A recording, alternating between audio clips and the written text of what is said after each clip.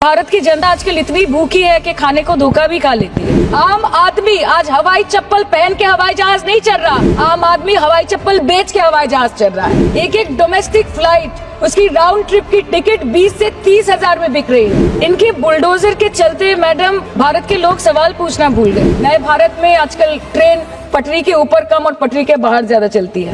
पहले आम आदमी पॉकेट में पैसा लेके बाजार जाता था और थैली भरकर सामान लाता था, लेकिन अमृत काल में आदमी थैली भरकर पैसा लेके जाता है और पॉकेट में आलू टमाटर प्याज लेके घर वापस आता है। ये बेटी बचाओ बेटी पढ़ाओ तो 10 साल पहले मोदी जी ने लॉन्च किया था, लेकिन उसके 80% पैसे सिर्फ पब्लिसिटी और मार्केटिंग और एडवर्टाइजमेंट में खर्च कर दिए। तो आपको अगर सब जगह से पैसा चाहिए तो मुझे ये बात समझ में नहीं आती कि लोग खुद के लिए आपको वोट देते हैं कि आपके फायदे के लिए वोट देते हैं। लोकसभा पे खर्च करके क्या फायदा मैडम, जब यहाँ पे विपक्ष को बोलने का अधिकार ही न हो। और आपके अमृत काल में The cost of medical treatment has been doubled in the last 5 years. Regularly लिए जाने वाले दवाइयों की कीमत 50% बढ़ गई। माननीय वित्त मंत्री ने पहले कहा था कि बहुत हो गई महंगाई की मार, अब की बार मोदी सरकार। और आज उनके विचार में inflation is an international problem, महंगाई एक अंतरराष्ट्रीय समस्या है। तो विश्व गुरु विश्व बंधु इस अंतरराष्ट्रीय समस्या का समाधान क्यों नहीं कर पा रहे? मैडम भारत में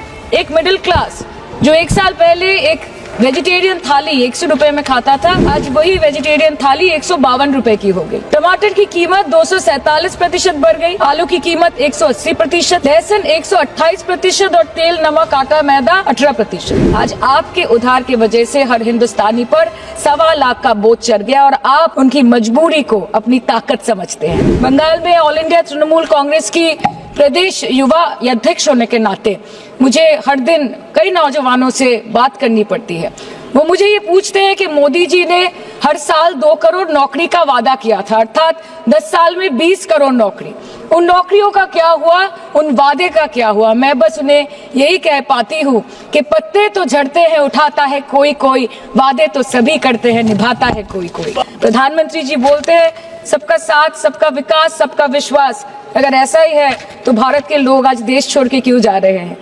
2018 से लेके 2023 के बीच 6,70,000 भारतीय ने अपनी नागरिकता त्याग दी। सिर्फ 2022 में ये संख्या करीबन 2,25,000 की थी।